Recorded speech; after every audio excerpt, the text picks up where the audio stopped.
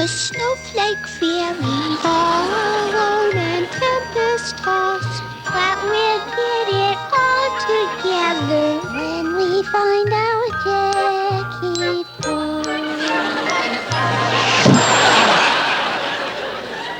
What's the news across the nation? We have all the information In a way that's not too foolish. very, very cool and very, very youish. We just love to give you our view. Christmas snowflake fairies, With old Jack Frost. And now here's the Latin news with women's lib not doing the dishes, Howard Cosell feeling malicious, Golda Meir cooking some knishes, and let's all go caroling at Trish's. Now with the news, here's Dan and Dick. But first, these headlines. Olympic star Mark Spitz today announced wedding plans. Today announced wedding plans for the spring. Yes. The world-famed swimmer said that he and his bride, the former Charlotte Tuna, have planned a quiet honeymoon spawning up the Columbia River. That was a beauty once you got to it. Thank you. Some of those words were misplaced. Yes. It's just been reported that Santa Claus is stuck in a chimney at 1402 Plaza Drive in Lompoc, California. Oh, dear. Fun city. The emergency squad from Weight Watchers is on the scene and promises to have him down safely by St. Swithin's Day. And now, before anyone takes umbrage, here's Dan with the future news. What, someone take umbrage?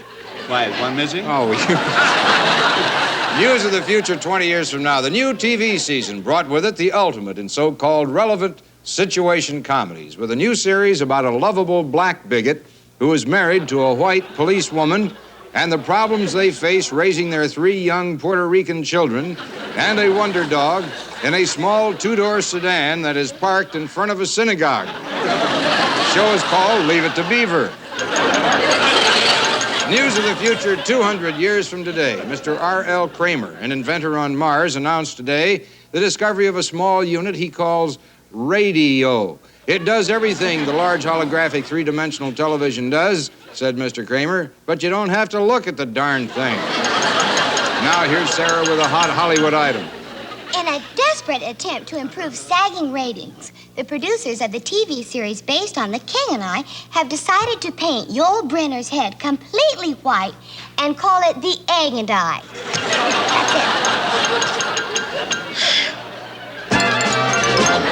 And now here's Lily Tomlin to explain the spirit of Christmas. Well, to me, Christmas is so many. They're all the wonderful kind of joy. Mistletoe, chestnut, little baby has that little the little light above, and people on the and snow and things falling, and all little elves dancing and making little tapping on little and a partridge in a pear tree. And now a look at the lighter side of the black news with Willie Tyler and Lester. It's time for the Black News Report with me, Willie Tyler, a step ahead of the news. And Neon Lester, a step ahead of the law. Hey, man, it's Christmas. Aren't you in good spirits? Yeah, man, and good spirits is in me.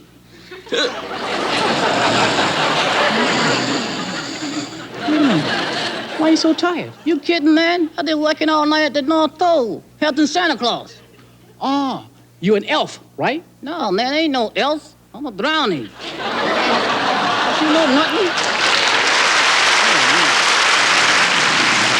Here with a late-breaking item, the late-breaking Patty Deutsch.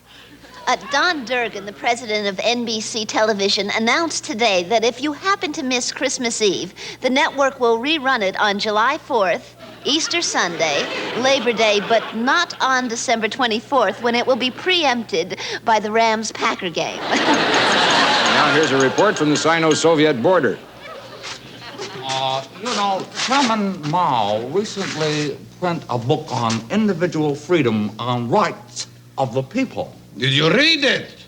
Of course. If I hadn't, I'd have been shocked. It deserves to be. Oh. You know, you have to certainly admire the unique program we Russians have instituted to produce Olympic gold medals in basketball. Oh, you mean way you train players?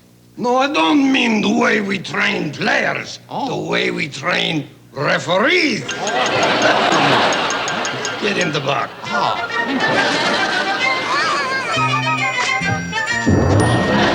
Now to Judge Strunk in the sports capital of the world, Farmington, Maine. Hi there, Judge Strunk here from the Farmington Frost Festival. And boy, we got a beauty for you this week. The barrel bump.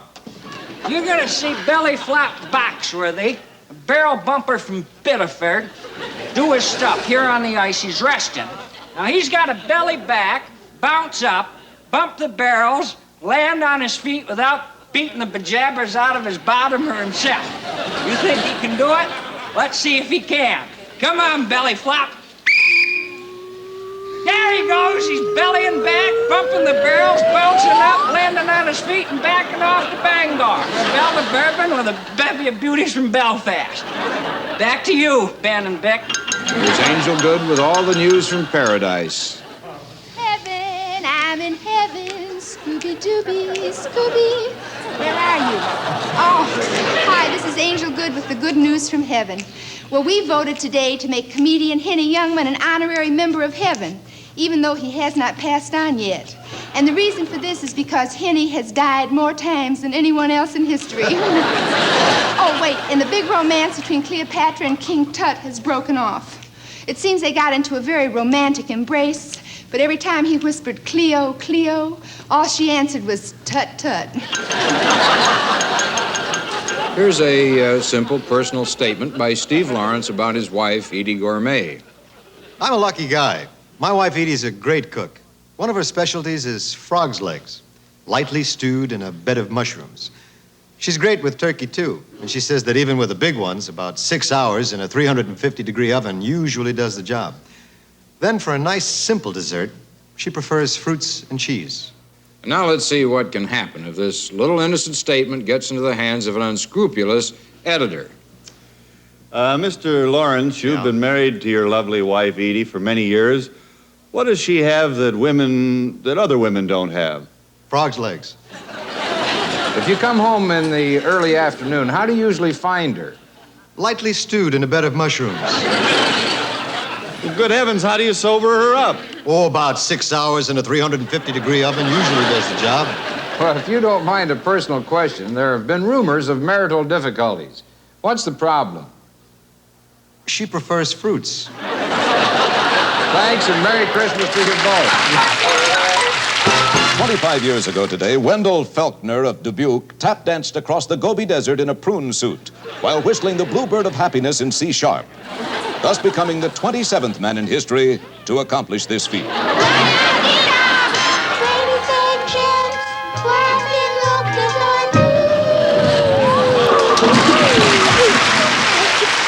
I think I just throw my dice.